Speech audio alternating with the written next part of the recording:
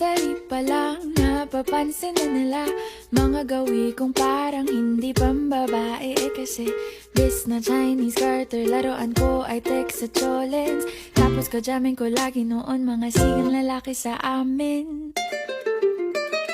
Nung ako'y mag-high school ay napabarkada sa mga bay. Curious na babae na ang hanap din ay babae. Sa halip na makeup kit, bit ko ay gitara.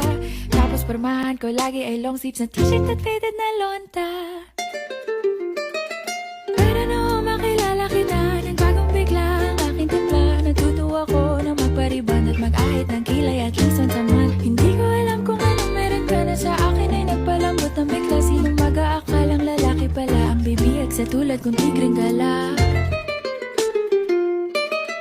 Kahit ako'y titibok-tibok, puso ko ay titibok-tibok pa rin sa'yo.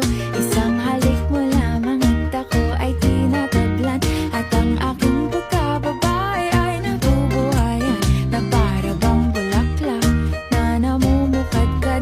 Dahil alaga mo sa dilig at katamtamang sikat ng araw-araw mong pag-ibig sa aking buhay nagpapasarap.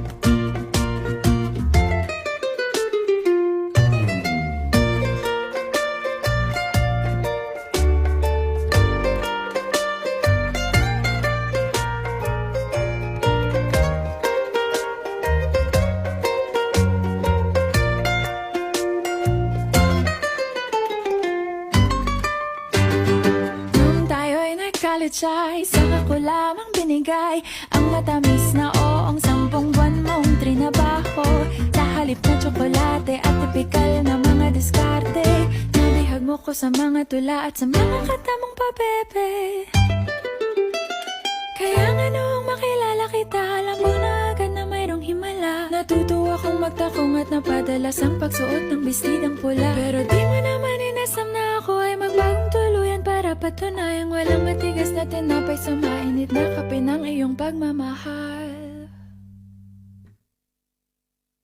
Kahit ako'y titibok-tibok, puso ko ay titibok-tibok pa rin sa'yo.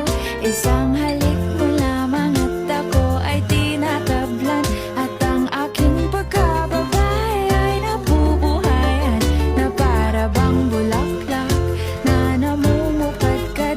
Dahil alaga mo sa dilig at katamtamang sikat ng araw-araw mong pag-ibig sa aking buhay nagpapasarap.